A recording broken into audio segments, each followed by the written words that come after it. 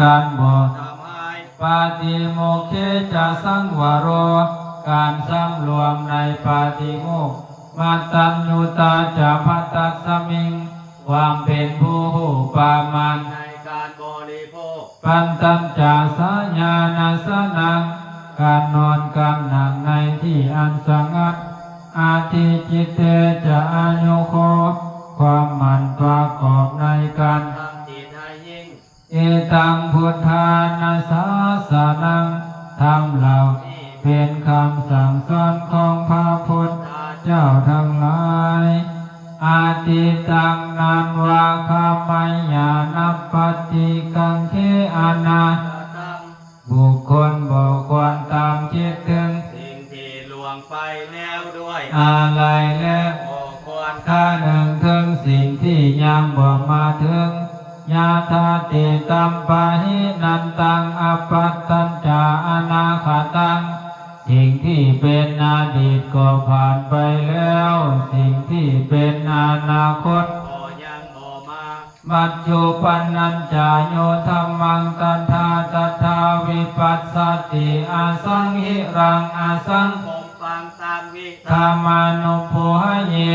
ผู้ใดเห็นธรรมมันเกิดขึ้นสะพอหน้าในที่นั้นนั่ง อย่างแจ่มแจ้ง บ่หวั่นไหวควรแทนเข้าควรเพิ่มพูนอาการนั้นไว้อัจเสวะกิจจามาตะพังโกสัญญามารนังสุเวความภาคเพียร เป็นเวียก ที่ต้องเหตุในวันนี้ภัยจะหูความ ตาย แม้แต่จะมีมา ในเมื่อ อื่นได้นาหิโนสังขารันเตนามหาเสเนนามัจจุนาขอการผ่อนพัน ต่อมาโจลาที่มีเสนา นาลายยอมบ่มีสำหรับเฮาเอวังวิหาริมาตาปิงอาโหลัตตา มาตันหิตังตังเว ภะเทกาลโตติสันโตอาจิคเตมุนิติมุนีผู้สางบกล่าวเอิ้นผู้มีความเพียร อยู่แบบนั้นบ่เกียจข้าน ทางกลางเว้นและกลางคืนว่าผู้มีชีวิตอยู่ เพียงลาตี เดียวก่อนหน้าสมดังนี้ยัสสะสัทธาตาทาคาเตอาจาราสุปฏิทิตาศรัทธาในพระตถาคตเจ้าของผู้ใดตั้งมั่นบ่หวั่นไหวสีลัญจายัสสะกาลายานังอาริยกันตังปัสสังสิตังและสิ้นของผู้ใดงดงามเป็นที่สรรเสริญที่พอใจของพระอริยเจ้าสังเคปัสสะโตยัสสัทธิโอสุพุนตัญจาทัสสนังความเหลื่อมใสของผู้ใดมีในพระสงฆ์และความเห็นของผู้ใดตรงอัตถาลิโทติตังอาหุอาโมคันตัญจาชีวิตังสีบัณฑิตกล่าวเอิ้นผู้นั้นว่าคนบ่จนชีวิตของเขาบ่เป็นมันนะตัสสะมาสัทธัญจาสีลัญจาปัสสะทังธัมมาทัสสะอานุปยุนเทเมทาวิสาลังพุทธานาสัสสะนันติเพราะฉะนั้นเมื่อละนึกถึงคำสั่งสอนของพระพุทธเจ้าผู้มีปัญญาควรเพิ่มพูนศรัทธาศีลความเหลื่อมใส และความเห็นทำให้ เรื่อยๆดังนี้ยาเทวตาสันติวิหารวาสินีเทวดาเหล่าใดที่อยู่ประจำวิหาร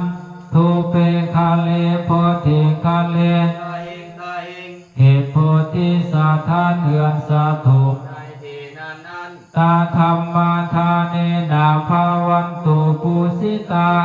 เทวดาเหล่านั้นเป็นผู้ที่เฮาบูชา ด้วยธรรมทาน โสติงกาโลติถาวิหารมันทะเล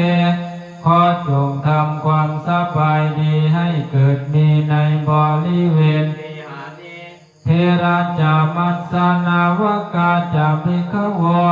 ภิกขุทั้งหลายที่เป็นพระเถระเป็นมัชฌิมา เนนาวกาสาลามิ มิกาตานาปฏิอุปาสกาสาวัตอุปาสกอุปาสิกาผู้เป็นทานาบดีข้ามาจากเทสานิข้ามาจากอิสลาสาวานสาวนิคมสาวประเทศและผู้เป็นใหญ่ ทั้งหลาย สัพพนาพุทธาสุขิตาภาวันตุเตขอให้ผู้มีชีวิตเหล่านั้นจงมีความสุขสลาภูสาเยปิจาอันทัสัมภวาสัตว์ทั้งหลายที่เกิดในคันเกิดในไข่สังเสสตาอัตถาวร ปปาติกา เกิดในไข่และเกิดพุทธขึ้นด้วยแรงแห่งกรรมนิยานิกังธรรมาวลังปฏิจจเต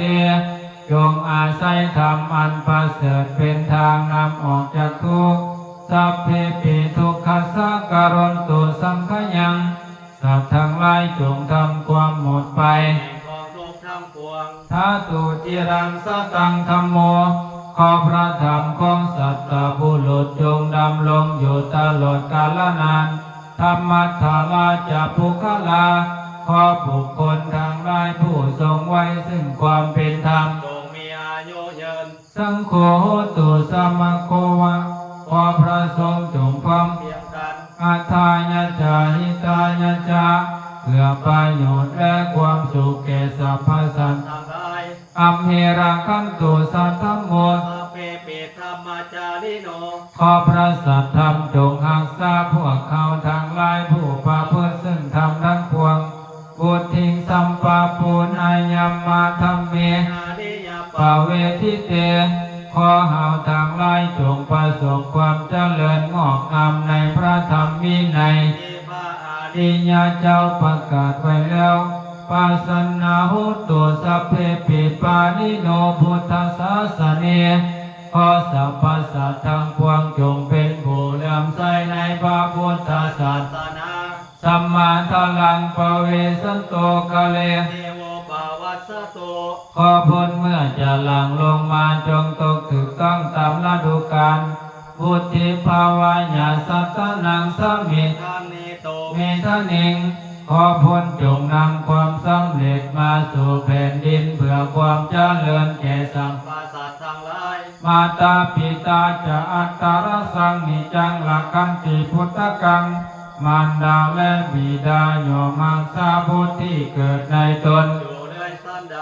เอวังธรรมเมนาลาสโนปัสสังลักขันตุ สัพพะทา ขอพระราชาผู้นำทางไร้จงปกครอง ประชาชน โดยทำในการถูก เมื่อ สันนั้นเถิ